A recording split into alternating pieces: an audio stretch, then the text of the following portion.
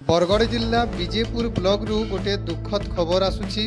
Bijepur block कुरकुटा ग्राम में बास करुवा धीरा बेहेरांक घर लगाण वर्षारे पूरापूरी भांगी जाइछि। सेमानंक रहिबा पई घर खंडिए नाही।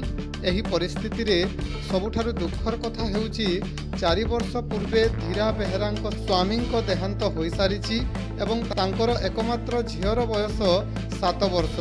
घर न थिबारु वर्षारे सेमाने अत्यंत कष्टरे अछंती।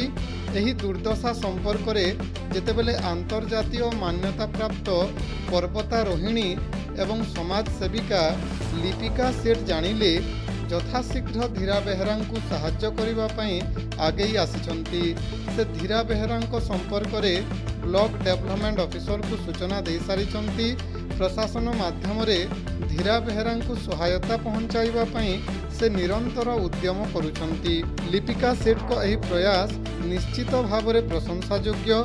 एही परिस्थिति रे यथाशीघ्र धीरा बेहेरांक घर निर्माण पई सरकारी साहाय्य मिलिले लिपिका सेठ को प्रयास सफल हेबा सहित बासहीन जीवन यापन करुथबा धीरा बेहेरांकु आश्वस्ति मिलिबो।